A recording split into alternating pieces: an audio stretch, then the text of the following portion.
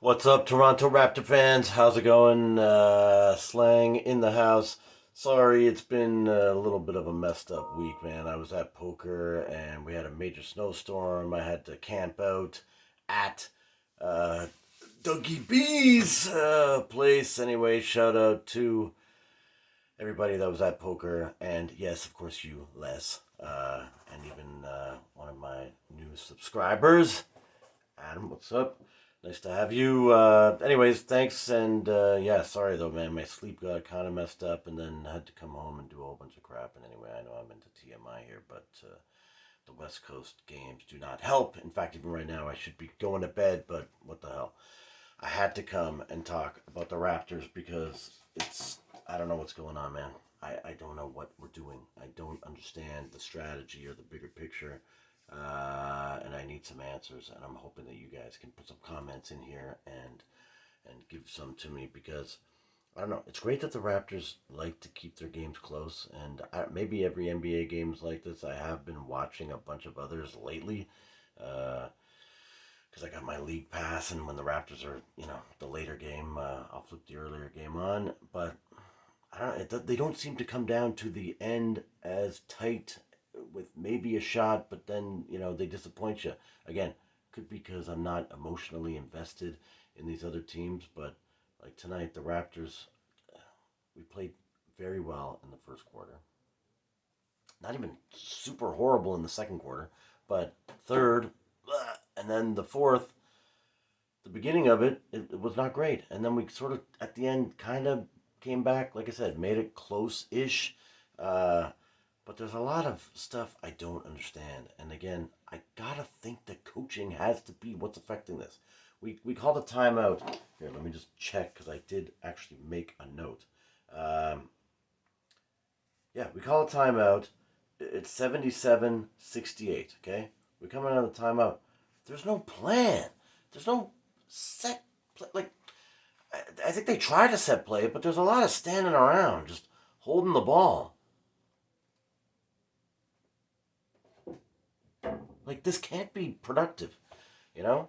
I watch the Clippers actually. You see them. They're able to look around. They're able to gauge where they're at defensively to their other people. They're making minor adjustments in these, moments that our guys are staggering and stalling and not knowing what to do with the ball. And I don't know. It's not effective. And our rotation is just all over the place.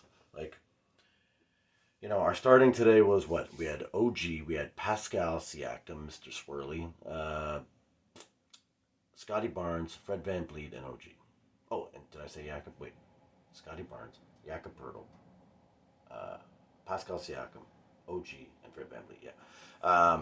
So again, we got Gary Trent coming off the bench. He's all messed up coming off the bench. He didn't score his first bucket until late in the third quarter. Maybe it was the middle of the third quarter. I wasn't totally watching the time. And then somehow he ended up with, did he have 19 or something? I thought I heard them at one point saying, hey, there's no way he had 19. No, okay, 7. Oh, sorry. It was Scotty Barnes who ended up with where they were highlighting with 19. Yeah, Gary Trent coming off the bench, 2 of 11, 18% field goal percentage, 1 from 5, 20% for 7 points. We have destroyed this man. We have destroyed this man. And I'm not sure that we can bring him back. I'm not sure he can be resuscitated. I'm not sure mouth to mouth is going to help, even as badly as OG wants to administer the mouth to mouth to Gary Trent. I don't think it's going to happen. As far as, him. Anyway, my plan would be I think we got to ditch Fred Van Vliet or we got to ditch OG. Uh, Maybe both, maybe just one. I don't know. It's hard to say. But clearly, Nick Nurse is not happy with our bench. So, or maybe we got to ditch Nick Nurse though. I would throw that out there as an option too. I mean, this Will Barton was injured, so he didn't play. Oh wow, what happened? Did we cut that? I was gonna look for the 3-point white guy's name. Oh, Joe Wieskamp. He's inactive. I don't know. We need 3-point shooting. This guy is nowhere to be found. At the beginning of the season, we had Koloko going crazy, but maybe they were just testing him out. But we've got no Koloko when they've got two 7-footers, Plumlee and or whatever, or Zubac, switching off each other. And we're sitting there like Yakapurtle, plays obviously and does even half decent. I don't know. I don't know what to do. So I'm thinking we gotta have Gary Trent as a starter, but Scotty Barnes is not coming off the bench either because he's a diva. It doesn't make sense for Pascal to be coming off the bench. So what are our other two areas? Well, OG they don't seem to use. Okay, yes, on defense obviously he's involved in every play. Although Kawhi still can pick him apart. Like there was a play towards the end there. OG was trying to stick on Kawhi, right? He had him. In fact, Zubac comes over. He tries to, set a screen. OG fights over the screen first. So Kawhi just kind of dribbles in, and then OG's forced to back around Zubac. But then Kawhi just takes like another little sidestep beside Zubac. He's in the perfect spot, and our other Raptor sort of gets in the way there. I don't know. I think it was Fred VanVleet maybe, but I don't want to pick on Fred VanVleet for unnecessarily, so it may not have been him. But yeah, anyway, then Kawhi just ends up open. Now, obviously, there's a little bit of Kawhi's abilities, which we're all familiar with, obviously, here in Toronto. But and maybe we just can't shut this guy down, but why aren't we trying? But anyway, so yeah, on the other front, I think we got to have Gary Trent starting, Scotty Barnes starting, Pascal starting, maybe trade OG, because we're not using him on offense, which was my point that I was trying to make there. I know that, like I said, on defense, he's obviously there. He got 18 points, but he was he shot 57% from three. Why aren't we going to him more often? Pascal, not horrible, 33. Scotty Barnes was even shooting 50, but he's hesitant. Early even he had some open looks from three, and he just fakes it, and then he's more inclined to pass, which is why, anyway, he should be the floor general and then going and getting his buckets when, he feels the need. But Mr. VanVleet, we sort of win or lose by VanVleet's consistency or inconsistency. He's not good enough. He's not playing well enough. He might have the ability, but there's something going on. And maybe he's thinking about going to Orlando or, was it recently even Houston Rockets or something? There were some offers. Maybe he's fantasizing about that. Before 12 from the floor, 33% shooting. Like, I know in his 3-point shooting actually helps make up for his brutal floor shooting because he gets stuffed so often. He can be like 42 or something for his career. I think maybe he's 44, but I think he's somewhere closer to 42, 43. And then his 3-point shooting is somewhere like 36, 38 maybe, but I think it's more like 36 career. And you look at that tonight, he's 37% from three, but he's 4 of 12 from the floor total. So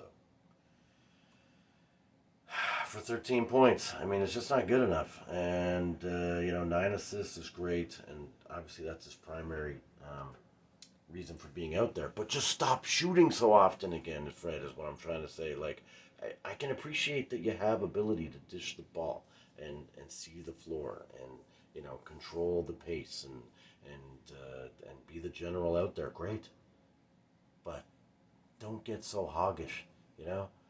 There were a couple of plays, even Pascal a couple of times too. Again, I'm sure it's frustrating out there when you do pass it and people are missing their shots. But Pascal, there were a couple of plays too. He was just so greedy that it's like, you're really going to attempt a shot where you're falling to the side and you're on a weird angle and there's two defenders on you and their hands are practically on the ball and you're still going to try and muscle that shot in rather than dish it off to somebody else? What the heck is going on? So, and the other thing about our rotation is it's tightening up. Precious, I don't know what the hell he was doing out there tonight. Nothing. Did they go partying in LA or something? Because, yeah, they didn't look energetic. Boucher, who I love, and he's been doing his thing. He was 50% from three. We should have maybe given him a couple extra, but even his obviously these were buckets he was cleaning up around the basket. 62%, 5 of 8. Great. He's really one of our only bright spots of the night. Sorry, Jakob, decent, 50% from the floor. OG, 63, almost 64, 63.6. I don't know. I don't know. I don't know if we need to restructure our team or if we need to restructure how we run plays, who we're running plays through. I think we got to look at it all, and I think that most of that points to the coach. As I said, we came out of a timeout, had no plan. I don't think he breaks up the action either often enough. It's like he has this weird. I think his mentality is he wants them to play through because he has this sort of bigger picture thinking that I don't know, and maybe again I'll backtrack. That could be the ultimate plan. Is we're just really engineering ourselves for a 2024 run or 2025 run maybe is their thinking, and we'll get some pieces and we'll pull some stuff together. Anyway, sorry, that was a long rant about not a lot. Let me go quickly to just if there's anything in here that I want to see. Oh yeah, and what the hell the refs too. Kawhi double dribbled, obviously against OG. He stopped his dribble for more than 3-4 seconds and then dribbled again. He totally traveled in the end, where they gave him the ball, and again, Alvin was saying it maybe should have been a jump ball at least, but it was a travel. Like, how many steps are you allowed to take? Kawhi took his 2, 3, then a fourth, then he had like a fifth step with his foot sort of up in the air, and Jakob takes it. So, very unfair ref calling. Even there was a crazy dunk that the bench cleared out and went crazy celebrating of the Clippers, but Kawhi cheated. He had OG kind of on his hip or on the side here, and he kept him at bay with the shoulder length, elbow kind of thing, holding him out um, as he went to the basket. But as he goes up to dunk, he totally sticks his knee out and Pirtle had to back off. He's like, "What the hell am I gonna do? I got Kawhi Leonard, one of the thickest players in the NBA. He's gonna come and crash into bust one of my ribs." But again, you're not allowed to do that. That should be an offensive foul. So yeah, that's my comments on Mr. Kawhi. I mean, obviously, sort of nice seeing him again. Except I wish we could beat his ass so that he wouldn't be so smug and thinking that good choice not running it back. Imagine. But again, you know what? I was watching this game. I think Paul George is one of the people he felt we should go and get. And sadly, at the time, we're all offended like trade Fred Van Vliet and Serge Ibaka and I don't know who the hell else they all wanted. OG and Pascal, so we can get Russell Westbrook and Paul George. But maybe we should have done that move with a bunch of role players around. We could have possibly won a couple times since if we kept Kawhi. Anyway, I mentioned about Scotty Barnes is trying to be Tom Brady. That's the other little negative. I don't. Why is he hailing like he's whipping those balls? Some of them too crazy. Again, 3 or 4 corrected plays in this game. Give us a victory. So yeah, there was one he's just bombing it down to Pascal, who like Pascal had to jump, and Pascal's obviously got a nice long reach. He had to jump and hit the ball back just to keep it in bounds, but they got it. It was a turnover. So again, I don't know why he's doing that kind of stuff. Practicing, do that in practice. If obviously I'm aware when he threads the needle and we all love it, it's worth doing, but it's not worth the risk, I don't think. Especially, try those maybe at the beginning of the season, and if you're hitting a bunch of them, keep it going. I don't know why we're not trying to rebound. There were multiple times where there's just nobody even attempting to rebound. I mean, that was one of our things. And again, let me just quickly look at actual field goal attempts. We had 96 attempts. They had 71 attempts. Like, this is pathetic. And there you go. We're at 38.5%, and they're at 54.9%. So clearly, this is our problem. Like, I would just go through our shooting percentage. I know it's not that simple. Rearrange our game plan is probably my priority one before I start trading everybody away. But yeah, we got to get OG the ball more often. And Fred Van Vliet the ball less often. And I mean, Gary Trent has to be more consistent than this, but I don't know. Yeah, I had Fred Van Vliet. Oh, yeah, again, there was another play where there was just a bunch of misses. It's just sad. I'm going to wrap it up. I got to get out of here. But yeah, no rebounding when it's 187. 5 minutes left in the game. Anyway, OG just standing around. There were a bunch of times where players were just standing around there. Those are my notes. I got to bail. This video is already way too long. Mr. Beast for President, and check you guys next time. Thanks for watching. Really appreciate you guys, and I apologize. I'll get back to editing and making the videos a little more tight. I just, need to go to bed. So, check you next time. I guess it's Friday against the Lakers. So, hopefully we can pull off a victory, although it'll be empty, hollow. I was going to wrap this up, but you know what? I'll put one little anecdote, but maybe I'll do this up front on the next video. But I play some registered checkers online, okay? Just a habit from when I was a kid. Um, and my game is so sad. My rating is horrible because I'm not that brutal of a player. I inch my score up against the crappier ranked people, but then I get stomped when I start to feel good about myself. I get stomped by somebody that's like in the 300s or whatever, and that's how I sort of felt weirdly watching this game. I felt like there was a direct connection to that where the Raptors, we start to get a little momentum. I mean, weirdly, we lose to the Jazz and we lose some games that we shouldn't, but we do win some against the lessers. Then everyone gets excited and we think for some reason that we're going to be able to pull it off and get into the play. I'm not even 100% sure we're going to make it into the play-in.